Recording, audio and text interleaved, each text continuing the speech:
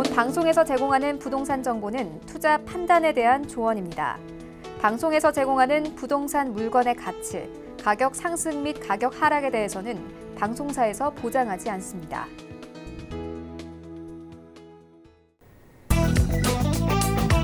헤드라인 뉴스입니다. 지난 14일 주택산업연구원에 따르면 5월 전국 분양경기 실사지수 전망치는 77.2로 전월 대비 7.8포인트 상승하며 8개월 만에 70선을 회복했습니다. 지역별로 서울은 소폭 하락에도 90선을 유지했고 대전 95.8, 세종 95.6, 대구 90.3 등 일부 지방광역시의 전망치가 상승하며 분양시장에 대한 기대감을 나타냈습니다. 한국토지주택공사는 가정의 달 5월을 맞아 주거급여 제도를 알리는 찾아가는 서비스를 시행한다고 지난 14일 밝혔습니다. LH는 대국민 야외 홍보용 부스와 상담 창구 설치, 다양한 지역 행사장을 비롯해 전국 각지의 여관, 고시원 등을 LH 주거급여 전담 직원들이 직접 방문해 전사적 홍보 활동과 현장 상담을 진행할 예정입니다. 지난 14일 국토부는 개발 제한구역 지정 및 관리에 관한 특별조치법 시행령 일부 개정안이 이달부터 시행된다고 밝혔습니다.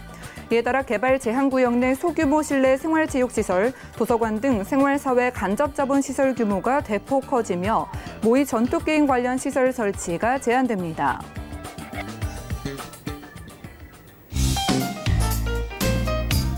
안녕하세요. 손에 잡히는 부동산 정보, 부동산 올인원의 민채합니다. 부동산 시장의 침체기에도 새 분양 물량에 대한 관심은 너무나 뜨겁죠. 이러한 관심에 힘입어서 전국의 HSSI 전망치가 회복세로 들어섰습니다. 하지만 분양사업 여건, 낙관적이라고 볼 수 없는 만큼 적정한 분양 가격을 유지하는 게 관건이라는 분석도 있었네요. 오늘 부동산 올인원 함께 하시면서 맞춤 투자 계획까지 세워보시기 바라고요. 여러분들 방송 보시다가 매물에 대한 상담, 부동산 관련된 궁금증 있으시다면 연락 주시기 바랍니다. 023153-2668번 전화 주시면 되겠고요. 무료 문자번호 013-3366에 0110번으로도 상담 신청 메시지도 남겨보시기 바랄게요. 또한 저희 방송에서 제공해드리는 정보는 전문가들의 조언일 뿐 부동산의 가치와 수익률을 보장하지 않는다는 점도 꼭 기억을 해주시기 바랍니다. 그럼 부동산 올인원 힘차게 출발합니다.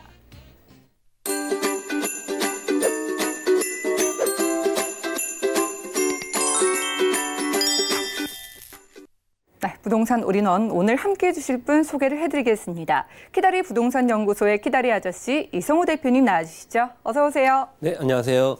네, 대표님 반갑습니다. 자, 강의가 먼저 준비되어 있습니다. 부동산 이슈들을 접하거나 이야기를 듣다 보면은요, 좀 알 듯 모를 듯 어렵게 느껴지는 용어가 있기 마련인데요. 오늘은 대표님과 부동산 상식 중에 건폐율과 용적률에 대한 이야기 들어보겠습니다. 부동산 이슈 진단 만나보시죠. 네, 시청자 여러분 안녕하세요. 이성우입니다. 오늘은 상식 중에 상식, 부동산에 관련돼서 최고의 상식입니다. 그리고 만 19세 이상 성인이 되면 무조건 알아야 될 상식입니다. 부동산에 그만큼 관심을 가지고 있는 분들이 많기 때문에 부동산에 투자할 때 많이 알아야 될 상식이기 때문에 건폐율과 용적률에 대해서 한번 알아보도록 하겠습니다. 만약에 우리나라의 법에 건축법이나 주택법이 없다라고 한다라고 하면 이 난개발이 되겠죠. 그냥 돈 많은 사람들이 넓고 높게만 짓게 되면 어떠한 상황이 발생이 되냐면 주거지역 내에서는 건물 간의 간격이 좁아질 수밖에 없겠죠. 그렇게 되면 타인들의 어떤 생활이 한눈에 볼 수 있고 창문 너머로 볼 수 있고 그렇게 되면 프라이버시가 침해가 당하고 그리고 일조권 하늘에서 빛이 내려오게 되면 1층이나 2층, 낮은 층들 같은 경우에는 해가 들지 않기 때문에 어두운 생활을 해야 되는 그런 상황이 되겠죠. 그래서 우리나라의 어떤 건축법에 보게 되면 어떤 국토계획법에 의해서 건폐율과 용적률, 그러니까 용적률, 건폐율은 건물의 넓이를 나타내는 거고요. 용적률은 건물의 높이를 나타내는 건데 그 부분에 대해서 한번 분석을 좀 해보도록 하겠습니다. 자, 건폐율, 건물 넓이입니다. 대지 면적에 대한 건물의 바닥 면적이라고도 하는데 사실적으로는 건축 면적이라고 보시면 좋을 것 같습니다. 자, 바닥이 건축 면적이 100평에 있는 100제곱미터의 대지 면적을 가지고 있다라고 하면 바닥 면적이 80제곱미터일 때 건폐율은 몇 프로일까요? 자, 계산식으로 보게 되면 대지 면적이 100일 때 건축 면적이 80이다. 그럼 80 나누기 100 하고 곱하기 100 하게 되면 건폐율은 80%가 됩니다. 자, 국토계획법에 의해서 이렇게 건폐율을 나타내게 되는데 만약에 바닥 대지 면적이 150제곱미터다. 100제곱미터가 아니라 150제곱미터이다. 라고 했을 때 그 지역의 건폐율이 80% 내에서만 건물을 지으세요 라고 해서 지자체에서 조례에 의해서 나왔습니다. 그러면 80%를 맞추려면 건물의 바닥 면적을 몇 제곱미터로 해야지 맞는지 한번 계산을 한번 해보도록 하겠습니다. 자, 80%에 맞추려면 이 150제곱미터의 그 대지 면적에 약 120제곱미터를 바닥 면적을 하게 되면 80%의 건폐율이 나오게 되는 거죠. 그래서 120 나누기 150 하게 되면 곱하기 100 해서 80%의 건폐율이 나오게 됩니다. 자, 다음으로는 건폐율이 낮은 토지를 보게 되면 건물 간의 이격거리가 굉장히 많이 떨어져 있죠. 이런 지역들은 주거지역, 전용 주거지역, 그다음에 일반 주거지역, 또 준주거지역 이렇게 나눠지게 되는데 주거지역은 타인의 생활을 보장을 해야 되기 때문에 건물 간의 간격을 멀리 떨어뜨리고 그리고 일조량이나 어떤 채광 그리고 통풍을 더욱더 좋게 하려면 그리고 어떤 쾌적성을 유지를 하려면 주거지역 내에서는 건물 간의 간격을 넓게 해야 되기 때문에 건폐율이 낮게 책정이 돼 있죠.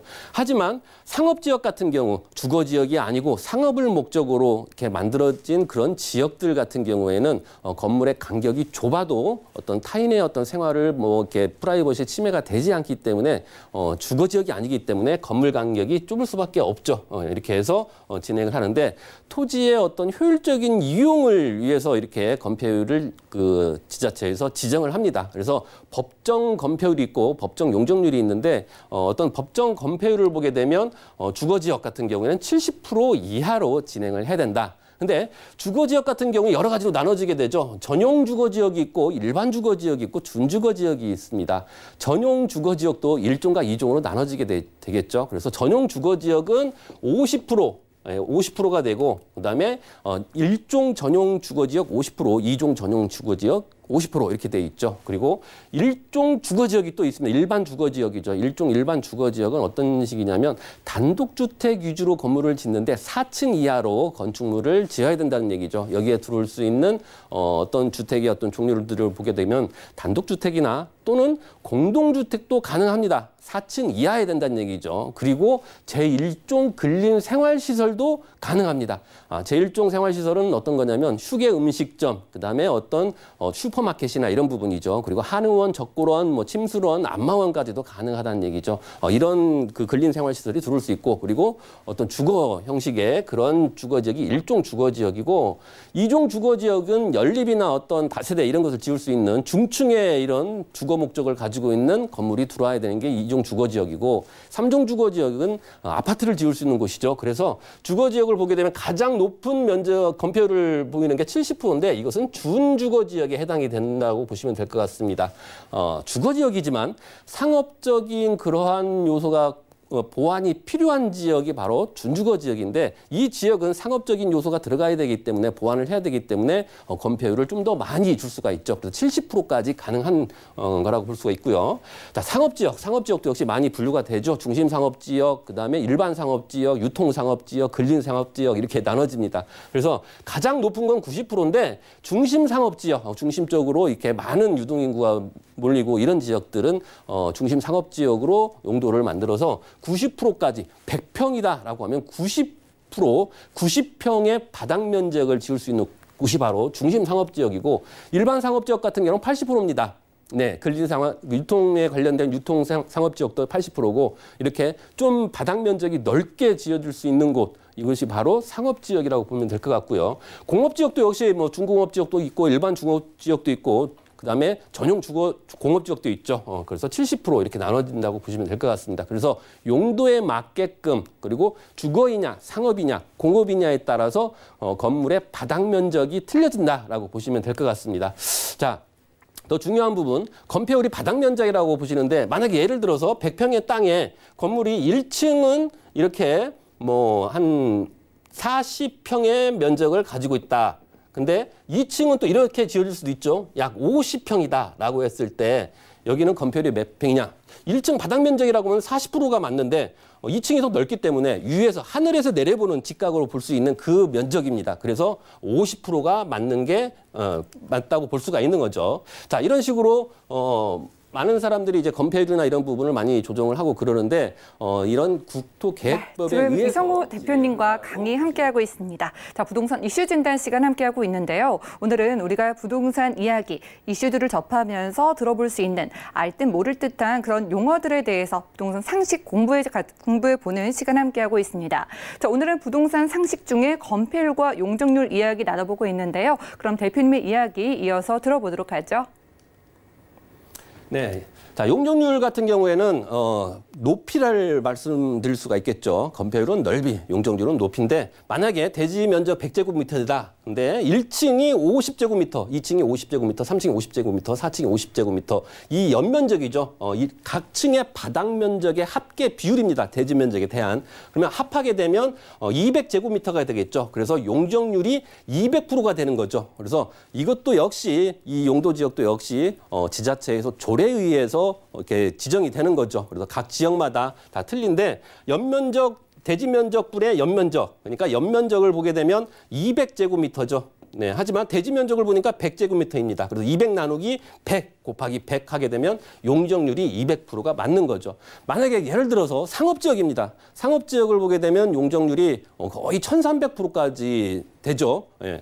그러면 100평의 땅에 상업지역, 그러니까 상업지역은 1300%이기 때문에 건물을 짓는다라고 하면 만약에 예를 들어서 건폐율이 80이죠. 상업지역은 아까도 설명을 드렸지만 자 80평의 이 건물 바닥 면적인데 이것을 몇 층까지 지을 수 있을까요? 이런 식으로 자 16층까지 지을 수 있습니다. 80평 곱하기 16 하게 되면 1280평이 되겠죠. 연면적입니다. 연면적. 그러면 1280 나누기 대지 면적 100 곱하기 100 하면 정확하게 1280%가 되는 거죠. 그래서 100평 면적에 80층 바닥 면적으로 해서 16층까지 이렇게 지을 수 있는 게 용적률. 그래서 용적률은 지자체에 따라서 틀립니다. 자, 용적률을 나타낼 때 자, 100평의 땅에 만약에 50평 1층만 지었다. 그러면 용적률이 50%가 되는 거고요. 자, 100평의 땅에 3층이죠. 50평 이렇게 됐을 경우에는 용적률이 150%가 되는 거죠. 자, 지하가 있습니다. 50평. 하지만 50평은 지하로 돼 있는 이런 상황의 용적률은 몇 프로일까요? 단편적으로 계산식을 하게 되면 50 하니까 200%라고 생각할 수 있지만 아닙니다. 지하에 있는 그러한 지하층은 용적률에 포함이 안 됩니다. 그래서 용적률에 포함이 안 되는 곳도 있다라고 보시면 되고 만약에 1층에 필로티 주차장이 있다. 이게 바로 필로티 주차장이다. 50평인데 이럴 경우는 어떻게 될까요? 필로티 주차장도 용적률에 포함이 안 됩니다. 그렇게 되면 약 용적률 자체가 150%가 아니라 100%가 되는 거죠. 예, 이렇게 해서 용적률이 나눠진다라고 보시면 되는데 자 주거지역과 상업지역, 공업지역, 녹지지역 이렇게 나눠봤습니다. 용도지역을 보게 될 때 건폐율과 그다음에 용적률을 한번 보시게 되면 일종 주거지역, 전용 주거지역은 50%, 일반 주거지역도 60, 50. 자 3종은 아파트 지역이죠. 많은 세대가 거주를 하는 공간이기 때문에 건물 간의 간격이 넓어야 됩니다. 그만큼 사생활에 침해가 되지 않아야 되기 때문에 그래서 주거지역이지만 아파트를 지을 수 있는 제3종 주거지역은 건폐율 자체가 60이 아니라 50%, 10%가 낮죠. 그리고 용적률도 보게 되면 200% 이상, 300% 이하 이렇게 돼 있죠. 자, 준주거지역은 70%에 500%까지 지을 수 있고 그다음에 상업지역, 일반 상업지역 같은 경우는 80%에 1300% 이렇게 지어줄 수 있는 게 바로 건폐율과 용적률이기 때문에 어떤 지역들 보게 되면 건물들이 빼곡하게 높게 올라간 지역이 있고 어떤 지역들 보면 그냥 단독 주택만 이렇게 지어진 그런 곳이 있고 다 틀리죠. 그래서 이 토지의 어떤 가치가 어느 쪽이 더 좋은가라고 판단을 했을 때 더 높게, 더 넓게 지을 수 있는 그 땅이야말로 가치가 훨씬 더 높기 때문에 토지의 가격이 굉장히 비싸다라고 보시면 될 것 같습니다. 상업지역 같은 경우는 가격이 만만치 않죠. 그 이유가 바로 넓게, 높게 지을 수 있는 그러한 땅이기 때문에 가격이 많은 가격 차이를 보인다라고 보시면 될 것 같습니다.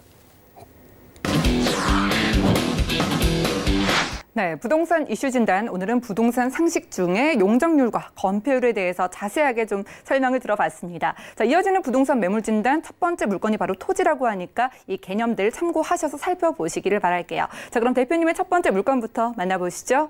자, 부동산 매물 진단 이성호 대표의 오늘 첫 번째 매물은요. 전라남도 광양시 황금동의 토지입니다. 전라남도 광양시 황금지구에 위치한 일반 상업지역의 면적은 181.2제곱미터고요. 건폐율은 80%, 용적률은 1,300%입니다. 또한 일종 일반 주거지역의 면적은 231.4제곱미터고요. 건폐율은 60%, 그리고 용적률은 200%네요. 그럼 황금지구 토지의 가격도 만나볼까요? 자, 먼저 일반 상업지역의 매매 금액은 3억 3,500만 원으로 예상되고요. 약 2억 원의 대출이 가능하기 때문에 실투자 금액 1억 3,500만 원으로 예상됩니다. 또한 일종 일반 주거지역의 매매 금액은 1억 3,100만 원으로 예상되고요. 약 7,900만 원의 대출이 가능하기 때문에 실투자 금액 5,200만 원으로 예상됩니다. 자, 대표님과 황금지구 토지 만나보겠습니다. 전라남도 광양시의 토지인데요. 어떤 가치를 지닌 토지인지 지금부터 만나보죠. 네, 여러 차례 방송을 통해서 이렇게 소개를 해드리고 있는 그런 물건입니다. 구획정리 사업이죠. 구획정리 사업은 농과 밭을 어떤 그 도시개발법에 의해서 정리를 하는 거죠. 시가지를 조성을 하는 겁니다. 그래서 이쪽 지역은 아파트를 지을 수 있는 제3종 주거지역, 그리고 이쪽 지역은 뭐 1종 주거지역, 2종 주거지역, 그리고 준주거지역, 상업지역 이런 식으로 나눠서 어떤 시가지를 조성을 해서 이제 많은 사람들이 거주를 할 수 있고, 그리고 그 안에서 어떤 상가를 이용할 수 있고, 그리고 그 안에 학교를 다닐 수 있는 시가지, 그러니까 마을을 조성하는데 신도시라고 생각을 하시면 될 것 같습니다. 자, 이 지역은 광양입니다. 지금 전남 지역이 2019년도, 2018년도부터 해서 2019년도까지 봤을 때 전국적으로 봤을 때 주택 가격 상승률이 지금 4위가 된 곳이 바로 전남 지역입니다. 이 지역이 왜 가격적인 부분이 이렇게 상승이 되고 있느냐라고 봤더니 이 지역들은 거의 그 인력들, 고용 창출이 많이 일어나고 있는 곳이라고 볼 수가 있겠죠. 고용 창출이 영세업자가 있는 그러한 중소기업이냐 아니면 대기업들이 있는 이런 연봉 자체가 높은 생활 수준이 높은 그런 사람들이 주거를 할 수 있는 곳이 어떤 자족 개념의 이런 곳이 잘 돼 있는 곳이냐에 따라서 어떤 가격 편차를 볼 수가 있는데, 이 전남 지역 같은 경우에는 뭐 여수 국가산업단지, 광양 국가산업단지, 뭐 명당 국가산업단지를 비롯해서 많은 국가산업단지들이 많습니다. 일반 산업단지도 많고, 그러다 보니까 어떤 금액, 그 소득 수준이 높을 수밖에 없죠. 그러다 보니까 거주 또는 투자가 계속적으로 이루어지고 있기 때문에 가격이 올라간다라고 보시면 될 것 같습니다. 자, 이 지역은 광양인데, 광양하면 떠오르는 어떤 기업이 있죠. 바로 광양제철이죠. 포스코 광양제철인데 1987년도에 완성이 준공이 돼서 지금까지 계속적으로 여기에 계속 늘어나는 수준으로 되는데, 지금 뭐 하루에 상주 인구들이 거의 3만 명이 일을 하고 있는 그런 곳이죠. 연봉 자체도 높고, 그리고 포스코가 또 새로운 사업을, 신사업을 펼치죠. 바로 전기장소 배터리, 전기자동차 배터리를 만드는 그런 사업인데 전 세계 시장의 20%를 수출을 할 수 있는 그런 물량을 만들 수 있는 곳이 바로 황금 현장의 바로 건너편입니다. 자, 제2의 황금기가 도래가 되는 지역이 이제 포스코 리튬, 그 포스코 케미칼을 통해서 이루어진다고 보시면 될 것 같은데, 광양 항만을 중심으로 해서 많은 기업들, 대기업들이 몰려 있죠. 현대제철, 현대하이스코, 그다음에 사무중공업, 그다음에 세아제강, 굉장히 큰 기업들이 지금 몰려 있는 곳, 바로 광양 항만을 중심으로 해서 이루어져 있다는 부분이죠. 그러다 보니까 어떤 소득 수준이 높은데 주거 지역이 굉장히 부족합니다. 공급이 부족을 앓고 있는 곳이 바로 광양이기 때문에 계속적인 이런 사업을 통해서 주거지를 확보를 하고 있는 상황이라고 보시면 될 것 같습니다. 부동산에 가게 되면 지도가 이렇게 있는데, 이쪽에 신도시가 만들어지죠. 황길지구, 황길 2지구, 그다음에 황금지구, 황금 2지구 이런 식으로 만들어지는데, 이쪽에 어떤 나중에 청사진을 보게 되면 이렇게 됩니다. 바로 황길지구가 형성이 되고 황길 2지구, 그다음에 황금지구가 지금 진행을 하고 있는데, 지금 공정률 자체가 거의 77%에 육박하고 있기 때문에 내년 8월이면 구획정리 사업이 완공이 된다고 보면 될 것 같은데요. 바로 뒤에 관광산업이 펼쳐집니다. 관광단지가 생기는데 약 30만 평의 27개 홀의 골프장과 그다음에 워터파크가 이루어지죠. 그래서 외부에서 유동인구, 관광객들이 계속적으로 들어옴으로 인해서 여수처럼 산업도시이지만 산업도시의 이미지를 탈피해서 관광도시로 만들어서 이쪽에 유입인구를 더욱더 늘린다라고 보시면 될 것 같습니다. 자, 구봉산 관광단지에 대해서 정확하게 좀 더 깊이 알아보면 총 면적이 약 111만 7천 제곱미터, 30만 평에 가까운 그런 면적이고요. 골프장 27개 홀과 그다음에 워터파크, 그리고 둘레길, 청소년 수련관, 많은 건축물들이 들어오는 곳인데 바로 황금지구 바로 뒤편에 있습니다. 그래서 뒷마당이 27개월 골프장과 워터파크를 가지고 있는 곳이 바로 황금지구이기 때문에 지금 현재는 구획정리 사업을 통해서 가격적인 부분이 용적률 1300% 상업지역 자체가 금액이 낮게 책정이 돼 있죠. 하지만 완성이 됐을 때는 가격이 상승할 수밖에 없는 그런 곳이라고 보면 될 것 같습니다. 자, 그리고 바로 옆에 20만 평의 어린이 테마파크가 있는데 천안 미트로에서 가장 큰 놀이공원이 12만 평입니다. 근데 광양에 20만 평의 굉장히 넓은 놀이공원이 생긴다라고 보시면 될 것 같은데 가족형 어린이 테마파크입니다. 그래서 2021년에 완공이 예정인데 제가 보기에는 2022년 정도 될 것 같습니다. 지금 토지 보상이 계속적으로 이루어지고 있기 때문에 2022년 그러니까 황금지구가 구획정리 사업이 맞춰지고 아파트들이 다 들어섰을 때 어린이 테마파크도 완공이 된다라고 보시면 될 것 같습니다. 자, 포스코 케미칼 리튬 공장인데 전 세계 시장의 전기자동차 20%를 생산할 수 있는 능력을 가지고 있는 곳인데 계속적으로 이 부지에 지금 5월 31일 날 이제 준공이 되죠. 계속적으로 건물이 더 공장들이 지어지면서 전 세계 20%의 생산을 해낸다라고 보시면 될 것 같고요. 환지지도입니다. 이 지도를 보게 되면 이쪽 지역은 아파트를 지을 수 있는 3종 주거지역이고요. 1종 주거지역. 그리고 상업지역인데 보시면 이쪽 자체의 어떤 용적률이나 이런 부분이 틀립니다. 정확하게 보시게 되면 지금 용적률이 건폐율과 용적률이 아까 제가 설명을 드렸죠. 지금 황금지구는 건폐율이 80%입니다. 네, 그리고 용적률은 1300%죠. 법정 최고치로 보면 될 것 같습니다. 하지만 지자체에 의해서 조례에 의해서 틀려지기 때문에 도의성황지구는 70에 600%인데 황금지구는 80에 1300%. 왜 이러냐? 바로 뒤에 구봉산 관광단지가 들어오기 때문에 관광객들이 그만큼 늘어나기 때문에 용적률이나 건폐율을 많이 줘서 넓고 높게 지어야지만이 그 많은 인원들을 수용할 수 있기 때문에 그만큼 건폐율과 용적률을 많이 줬다고 보시면 될 것 같고요. 자, 일반 상업지역이 3억 3,500만 원입니다. 일종 일반 주거지역이 1억 3,100만 원인데 면적 자체는 아까 설명을 드렸고요. 자, 대출이 이제 가능하죠. 일반 상업지역은 2억, 일반 주거지역은 7,900만 원에서 실제 투자 금액은요. 일반 상업지역은 1억 3,500, 일반 주거지역은 5,200만 원으로 형성이 돼 있습니다. 네, 전라남도 광양시 황금지구의 토지 일반 상업지역과 일반 주거지역으로 나눠서 살펴봤고요. 다음 매물도 확인하시죠. 자, 부동산 매물진단 이성우 대표의 두 번째 매물은 송파구 잠실동의 신축 다세대 주택인데요. 9호선 삼전역에서는 걸어서 약 2분 거리에 위치하고 있고요. 대지 면적은 7.58제곱미터, 분양 면적은 34.52제곱미터입니다. 2019년 5월 준공 예정이고요. 방 1개, 거실, 주방과 욕실로 이루어지며 총 10층 중에 5층에 위치한 매물입니다. 가격도 만나보시죠. 먼저 매매 금액 약 2억 7,800만 원이 예상되고요. 임대 금액은 전세 시 2억 8천만 원, 월세 시 1천만 원에 월 100만 원이 예상됩니다. 약 1억 4천만 원의 대출이 가능하기 때문에 실투자 금액 전세 시 5천만 원, 월세 시 1억 2,800만 원 예상되는 매물입니다. 자, 이번 달에 준공 예정인 송파구 잠실동 물건입니다. 다 지어졌을까요? 한번 만나볼게요. 네, 송파구 잠실동입니다. 그만큼 송파구에서는 대장동이라고 부르면 될 것 같은데요.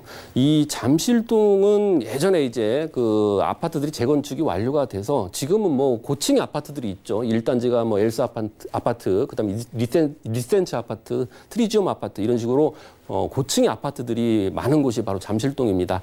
이 지역을 보게 되면 이 잠실 본동이죠. 잠실 본동만 이렇게 다세대나 오피스텔 이런 형식으로 돼 있고 나머지는 다 아파트로 지어진 곳이라고 볼 수 있는데 지금 삼전역이죠. 바로 9호선이 이제 개통이 됐기 때문에 많은 분들이 9호선을 이용을 하는데 삼전역에서 나와서 도보로 2분 거리에 있습니다. 지금 빨간색으로 이렇게 표시된 지역이 바로 상업지역입니다. 상가들이 먹자골목으로 형성이 돼 있는데 상가들이 즐비한 곳에 코너 자리에 위치해 돼 있기 때문에 어떤 주거 입지 그리고 젊은 임차인들이 선호하는 그러한 입지의 건물이 지어진다라고 보면 될 것 같고요. 자, 이쪽 지역은 지금 삼전역이 들어오면서 20층 허용구역으로 지금 바뀌었죠. 그래서 건물을 이제 준주거 지역이지만 높게 지을 수 있는 곳을 허용을 해줬다라고 해서 이쪽 지역의 어떤 토지 가치가 좀 많이 틀려진다라는 부분 말씀을 드리고요. 이쪽 지역의 어떤 개발 호재를 보게 되면 굉장히 많습니다. 제2롯데월드가 완공이 돼서 수많은 관광객들이 지금 제2롯데월드를 이용을 하고요. 그리고 바로 옆에 또 국제1호 복합지구죠.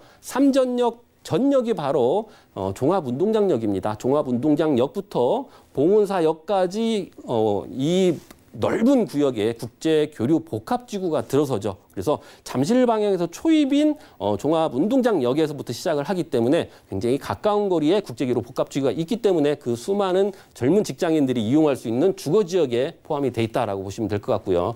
또 수서 역세권 개발이죠.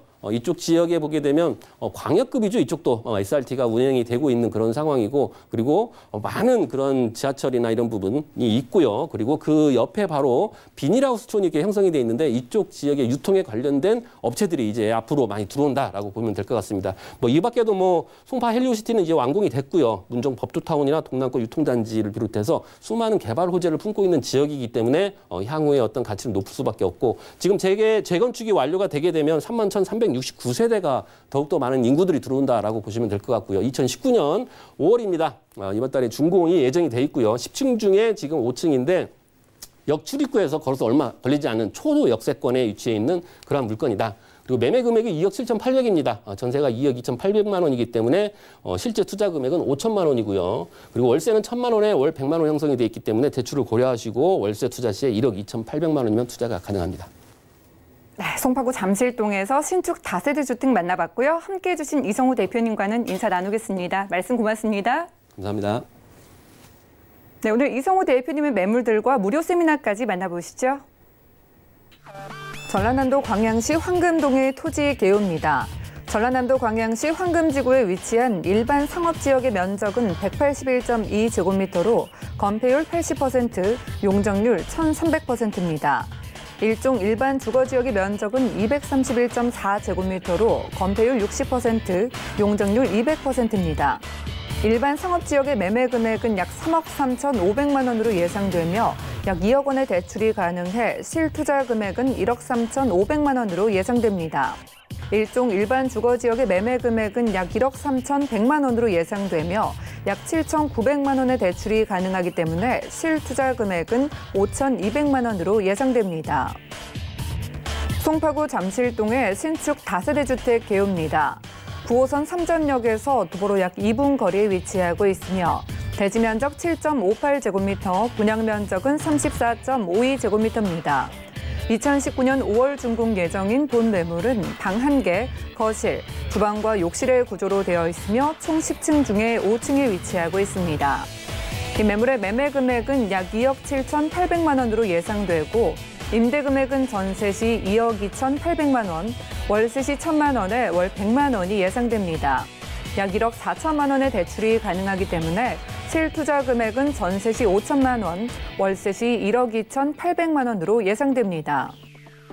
이성우 대표님의 무료 세미나 소식입니다. 소액으로 서울도심 역세권 투자하기를 주제로 매주 수요일과 토요일에 진행되오니 자세한 사항은 02-3153-2668번으로 문의하신 후 참석하시기 바랍니다.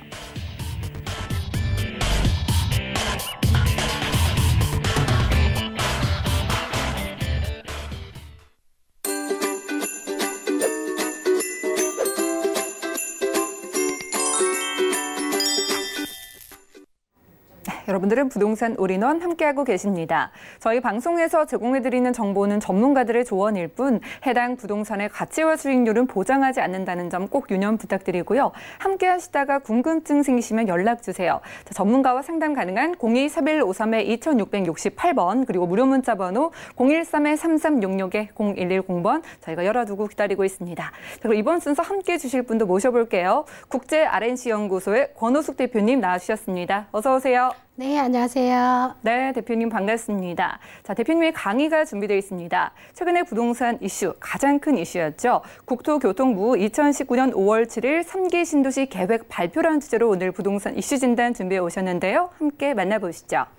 네, 지난주에 5월 7일이죠. 국토교통부에서 3기 신도시를 발표했습니다. 그 내용에 대해서 한번 알아보도록 하겠습니다. 우선 3기 신도시를 발표를 했는 내용 중에 보시게 되면 고양 창릉과 부천 대장이죠. 보통 고양 창릉에는 3만 8천 가구를 짓겠다고 하셨고요. 부천은 2만 가구를 했는데 이 목적을 보시게 되면 아무래도 3만 호, 서울을 중심으로 3만 호를 공급하겠다는 이러한 취지에 두시면 되겠고요. 3기 신도시의 목적을 보시면 수도권을 중심으로 해서 보시면 잘 보이지는 않는데요. 여기 지금 서울시 지도입니다. 서울시 지도에서 보시면 지금 고향은 요 정도 위치, 부천의 대장은 여기 위치인데요. 서울의 접근성과 업무 지역이 가까운 곳을 선택을 했다 이렇게 보시면 되겠는데요. 국토부에서 발표를 하신 내용 중에 보시게 되면 지금까지 서민들을 위한 주택을 공고를 많이 했지만은 사실 많은 것이 그 계획대로 되지는 않았죠. 그걸 봤을 때 3기 신도시의 주 목적을 보시게 되면 저렴한 가격에 집을 살 수 있는 기회를 다 주겠다는 취지의 목적을 가지고 있는다 보시면 되겠습니다.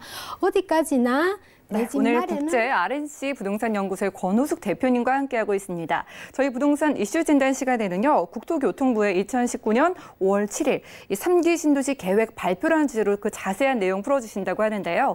여러분들 강의 들으시면서 궁금한 점 생기시면 02-3153-2668번 전화 주시거나 또 무료 문자 번호 013-3366-0110번 문자도 보내주시고 매물에 대한 상담도 받아보시기 바랍니다. 그럼 이어서 강의 들어볼게요. 네, 이러한 서울을 중심으로 접근성과 뛰어난 것을 고려를 해서 물론 3기 신도시를 발표를 했지만은 이러한 내용과 취지에 맞게끔 서민들을 위한 정책이 제대로 이어지는지 지금 정부에서 부동산 규제가 이어가고 있는 와중에서 반가운 소식이지만은 그 반가운 소식이 정말 어떠한 방향으로 흐름에 따라서 정확하게 잘 흘러갈지에 대해서도 많은 의문점을 갖고 계시는 것은 사실입니다. 이러한 것들을 봤을 때에 주요 서울의 접근성과 업무 지역이 좋은 곳이지만은 아파트를 공급할 때는 저렴한 가격에 정말 누구나 집을 살 수 있는 기회를 다 주겠다 하는 이러한 국토부 장관의 말씀 그대로 이어갈지에 따라서 지켜볼 만한데요. 그 목적과 이어서 문제점이 또 많이 발생을 하겠죠. 그 문제점을 보시게 되면 부천도 마찬가지고 고향도 마찬가지입니다. 이러한 내용은 어디 지역이나 신도시 개발할 때마다 발생하는 문제점이지만은 그 공통점을 보시게 되면 첫 번째는 토지 지주와의 협상이 문제점이 걸림돌이 될 것이고요. 두 번째는 보상 문제를 어떻게 할 것이냐의 또 하나의 목적과 또한 걸림돌이 되겠죠. 세 번째를 보시면 기반 시설이 계획대로 가능한가에 따라서 또 많은 차이점이 나겠는데요. 부천 같은 경우에는 김포공항과 아무래도 접근성이 굉장히 가깝다 보니까 소음이라든지 공항 문제가 또 해결을 해야 될 부분이 또 남아 있고요. 고향 같은 경우를 보시게 되면 지금 인근에 보시면 군부대가 있어서 이전하는 문제라든지 또한 기존의 주택 보상 문제라든지 또한 농가에 대한 보상 문제라든지 이러한 문제점이 일부지만은 굉장히 그 이외에도 굉장히 많이 남아있는 이런 문제점이 발견될 수밖에 없고 그 중요한 것 중에서 특히나 보상 문제입니다. 보상 문제는 지금 현 정권 이전의 정권보다 지금 현재 정권이 보상 문제가 역대 최고 22조라는 것이 기록을 하게 됩니다. 이러한 갱신된 기록에 22조라는 게 아직까지 보상 문제가 남아있기 때문에 역대 최고의 갱신을 할 것이다. 이렇게 보시면 되겠고요. 특히 이제 기반시설인데요. 기반시설은 간단하게 말씀을 드리면 교통이죠. 교통의 기반시설인데요. 교통의 문제점도 어떻게 해결하느냐에 따라서 그 신도시가 굉장히 많이 큰 차이가 나는 것이 바로 교통은 부동산과 바로 입지와 연관이 되기 때문에 굉장히 중요한 하나의 부분이다 보시면 되겠습니다. 핵심은 교통입니다.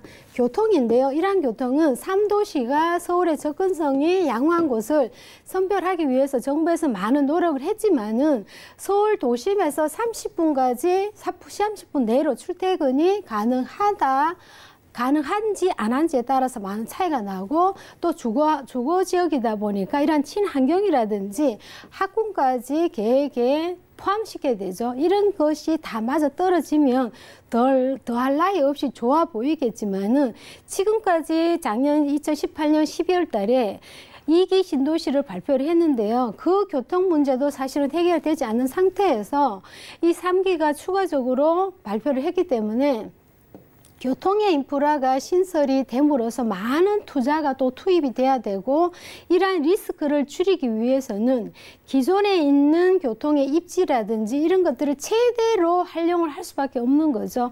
최대로 활용해서 그 지역을 많은 관심과 선별을 해서 현명한 선택을 해야 되겠지만은 기존의 서울의 인프라가 가까운 입지여야 된다는 것이 포인트죠. 아무래도 직장인들이 업무 지역에 가까이 있기를 원하기 때문에 이러한 교통 문제가 해결이 되지 않다면은 만약에 3도시라는 계획을 발표했지만은 그러한 것들이 추후에 문제거리가 많이 발생할 수밖에 없다 이렇게 보시면 되겠습니다. 서울로 업무 지역에 가는 교통망이 확보가 얼마나 되느냐에 따라서 그게 또한 공급의 저렴한 분양가가 어떻게 나오냐에 따라서 굉장히 많이 차이가 날 수밖에 없다 이런 내용을 가지고 말씀을 드렸고요. 특히 이제 교통을 보시게 되면 고향의 창동의 교통망입니다. 지금 현재 세전역에서 고양시청까지 이어지는 연결 지하철을 보시게 되면 6개의 노선이 더 추가적으로 들어오는데요. 경의중앙선과 GTX-A 노선, 대곡선과 수서, 고양선, 비롯해서 3호선까지 6개 노선이 추가가 되고 여기에서 GTX까지 연결되는 7개 노선이 들어올 예정이기 때문에 이러한 고양선을 발표를 했고 계획은 다 발표했지만은 실상에 이런 계획대로 다 추진이 돼야지만이 성공했는 신도시 교통개발이라고 볼 수 있는데요. 만약에 아파트가 입주하기 전에 개통이 돼야지만이 교통의 대란이 일어나지 않지만은 그 이후가 돼버린다면 교통의 대란을 인해서 굉장히 어려운 문제가 대두가 되기 때문에 교통의 심각성이 굉장히 힘든 지역이면 부동산은 가격과 굉장히 많이 밀접한 관계가 있다 보니까 가격이 많이 감소가 되는 이러한 경향이 나타나기 때문에 주의 있게 살펴볼 문제다 이렇게 보시면 되겠습니다. 다음에는 부천인데요. 부천 같은 경우를 보시게 되면 지금 현재 계양 테크노밸리라든지 마곡지구가 굉장히 인접 지역에 있어서 요 사이에 부천 대장이 신도시가 끼어 있어서 직주 근접성의 역할을 굉장히 잘할 수 있는 이러한 유형태로 보이고요. 지금 요 하단에 보시게 되면 지도에서는 안 보이는데요. 오정 산업단지가 완전히 하단에 있기 때문에 이러한 산업단지에서 오전대로를 따라서 마곡지구까지 가시면 한 5분에서 10분 거리 굉장히 가까운 거리에 있기 때문에 이 산업단지가 두 곳이 있음으로써 직주 근접성과 업무지역에 있는 주거 형태로서는 굉장히 적합한 지역이라고 보시는데 이 또한 역시 마찬가지로 지금 현재의 도로 교통망이 보시게 되면 서울의 인근에 있지만은 교통이 극히 좋은 현상은 아니죠. 지금 현재 그런데요. 지금 김포공항까지 박촌역에서 김포공항까지 운행하는 수포 간선 급행버스가 신설될 예정이고요. 7호선이 연장이 되고 종합운동장까지 이어지는 GTX-B 노선이 추가가 되기 때문에 이렇게 된다 그러면 공항철도가 5호선, 7호선, 9호선이 함께 이어지기 때문에 교통에 대한 대란은 약간은 감수가 될 예정이지만 이 또한 마찬가지로 주거단지 입주 전까지의 모든 기반 시설은 완료가 돼야지만이 큰 교통의 문제가 발생하지 않는다 이렇게 보시면 되겠습니다. 특히 이제 부동산은 도시개발이라든지 이렇게 계획이라든지 발표가 되고 되면 굉장히 투자 가치라든지 가격이 많이 상승하는 역할이 있는데요. 그런 역할은 부동산은 미래 가치가 제일 중요하죠. 사실은 이런 미래 가치를 보신다 그러면 수요자들은 집을 사실 때에 계속 오를지 내릴지 아무도 예상치를 못합니다. 이러한 것들이 예상치를 못하지만은 낮은 분양가에서 만약에 집을 살 수 있다 그러면 하나의 특혜 조건으로서 굉장히 많은 안심되는 이러한 부분도 있고 미래 가치가 출발하는 시점에서 저렴한 분양가는 굉장히 큰 혜택을 받는 거죠. 지금 현재는 고분양가에다가 대출 규제가 있기 때문에 굉장히 어려운 상황인데도 불구하고 낮은 분양가라면 미분양이 아마 많이 없어지는 이러한 추세로 가겠죠.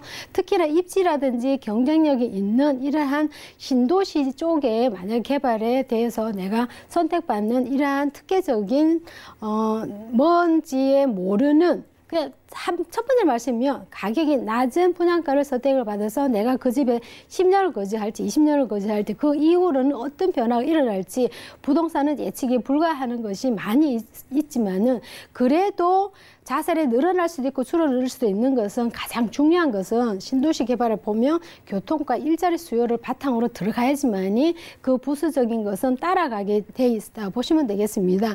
이러한 것들이 가장 중요한 것은 교통과 일자리 수요가 해결이 되고 난 다음에는 이 교통이라든지 모든 것이 그 뒤에 받침돼 주는 것은 부동산의 미래 가치다 이렇게 보시면 되기 때문에 신도시 개발 이후에 저렴한 분양가로 인해서 내가 집을 살 수 있는 기회를 정말 맞이할 수 있는 이러한 정부에서 목표대로 갈 수 있는지에 따라서 많은 문제점이 있지만은 그 문제점을 하나씩 해결해 나간다면 방관 소식이 아닐 수가 없는 이러한 호재를 안고 가시면 되겠습니다.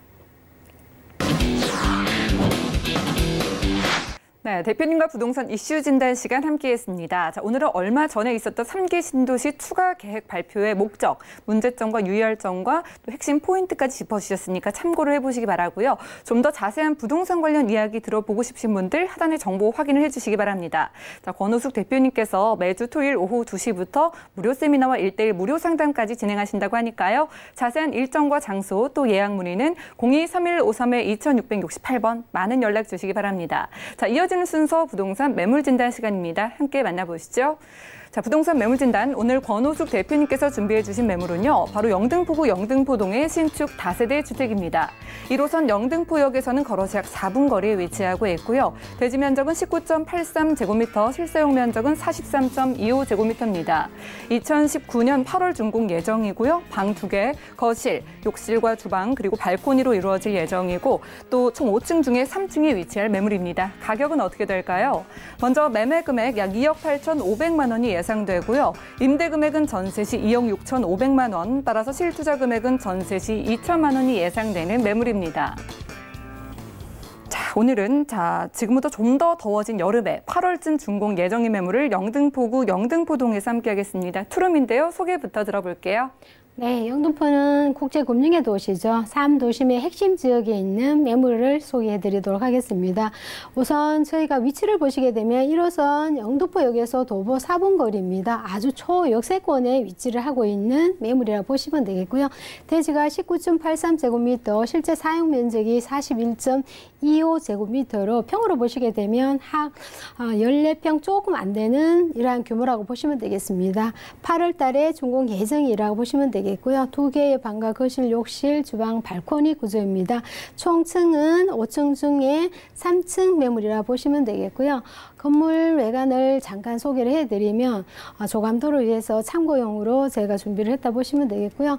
실제 내부 사진을 보시면 작년에 동일 업체에서 시공하는 내부 사진인데요. 참고용으로 보시면 되겠습니다. 지금 투룸을 갖고 나왔는데요. 본 건물은 2개 동으로 36세대로서 원룸과 투룸과 3룸 각각 다른 구조로 준비가 되어 있다 보시면 되겠습니다. 오늘 소개해드린 매물은 투룸인데요. 투룸의 옵션을 보시게 되면 풀옵션입니다. 세탁기, 냉장고, 에어컨, 인덕션까지 풀옵션으로 구비가 되어 있고요. 지금 사진에서 보신 바와 같이 동일 업체에서 지어놓은 거기 때문에 이번에도 그 비슷하게 이렇게 지어진다 보시면 되겠습니다. 인테리어가 보시게 되면 모던하고 아주 심플한 인테리어 들어갔고요. 관리 업체에서 전문적으로 관리를 하는 업체가 있기 때문에 실제로 거주민들은 편리하게 주거를 할 수 있는 그런 건물이다 보시면 되겠고요. 특히 이제 본 건물은 특징이 차별성이 하나가 있습니다. 보통 이제 지하 주차장은 다세주택이 극히 드문데요. 본 건물은 도로에서 진입하시면 바로 지하 주차장에서 엘리베이터를 타고 지상으로 올라가셔서 각 세대에 올라가시는 이러한 편리성을 갖고 있는 것이 바로 주차 면적이 넓어서 다른 세대와 조금 특이하고 다른 장점을 갖고 있다 이렇게 보시면 되겠습니다. 네, 영등포역을 따라서 4분 정도 걸어가면 5층 중에 3층 물건 저희가 올 하반기쯤 8월에 만나볼 수 있는 매물입니다. 자, 특징적으로 이 주차장이 잘 갖춰질 그 신축 다세대 주택이라고 하셨는데요. 물건 가격 어느 정도 될까요? 네, 지금 가격도 하나의 또 메리트로 손꼽을 수가 있는데요. 2억 8,500만 원이고요. 전세 예상 가격이 2억 6,500만 원이기 때문에 실제로 국제금융의 도시 3도심의 핵심 지역에서 소액 투자 2천만 원이 충분히 가능한 매물이고요. 특히 이제 수익형으로 궁금하신 분들은 투룸을 기준으로 했을 때의 수익형을 보시면 보통 한 보증금이 3천 정도가 보편적인 보증금 금액인데 3천에 80에서 한 85만 원 정도 예상을 하시면 되고요. 대출 같은 경우를 보시게 되면 50%가 기본 대출 금액에서 신용에 따라서 약간은 차이가 나고 또한 본인의 대출 상태에 따라서 차이가 나기 때문에 차등 대출은 개인적으로 상담을 해드리도록 하겠습니다. 네, 가격 살펴봤습니다. 전세 활용하면 2천만 원의 투자 가능하다고 하네요. 오늘 대표님께서 선별해 오신 이유, 입지 조건이 어떨지 궁금한데 입지 살펴볼까요? 네, 입지를 보시면 영등포 역입니다. 역에서 본 매물이 굉장히 가까운 초역세권에 위치를 하고 있는 한 4분 거리에 위치를 하고 있고요.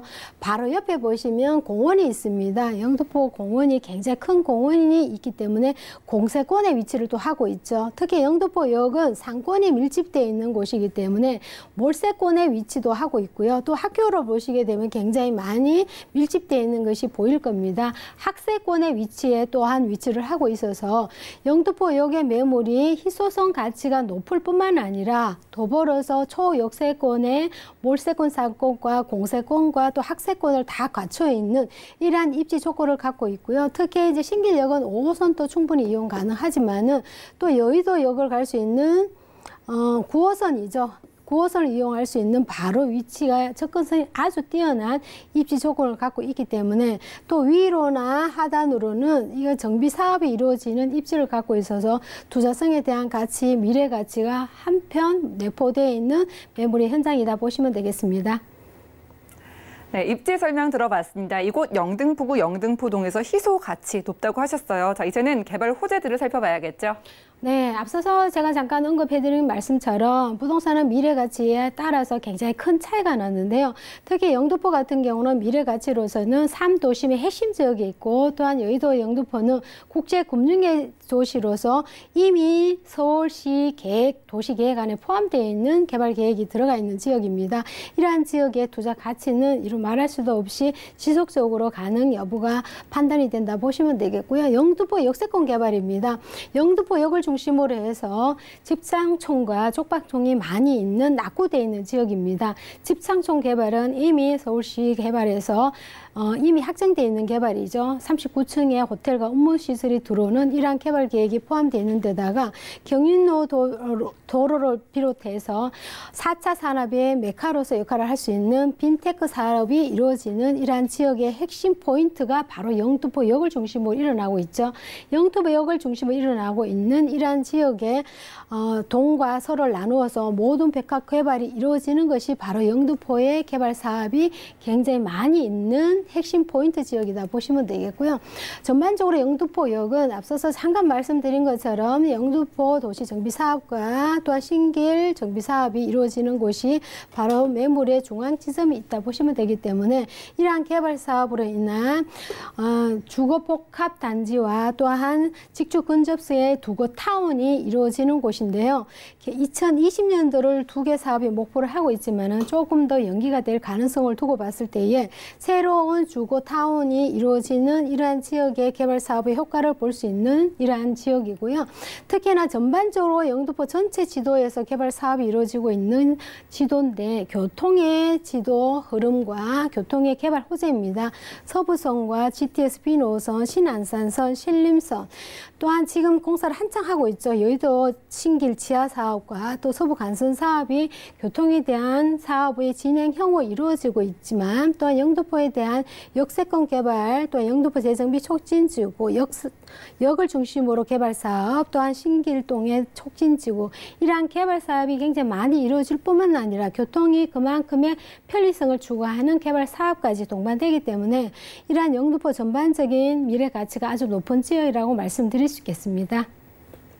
네, 영등포구 영등포동에서 신축 다세대 주택 만나봤고요. 그럼 오늘 권호숙 대표님께서 소개해 주신 매물과 그리고 세미나들까지 다시 한번 만나보시죠.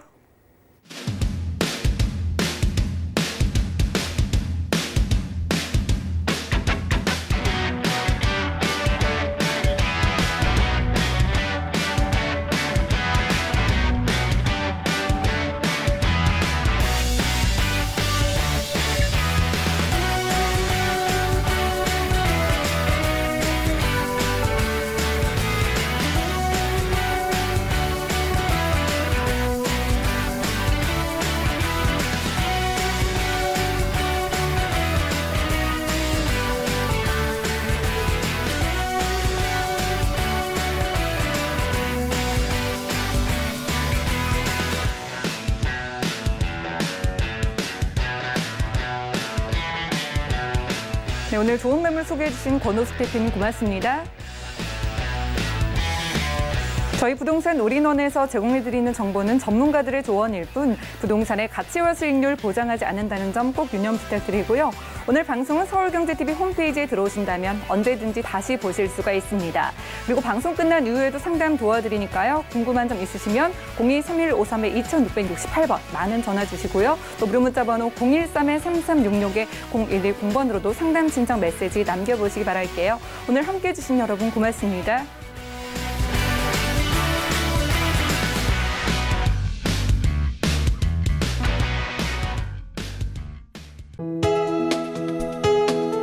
본 방송에서 제공하는 부동산 정보는 투자 판단에 대한 조언입니다. 방송에서 제공하는 부동산 물건의 가치, 가격 상승 및 가격 하락에 대해서는 방송사에서 보장하지 않습니다.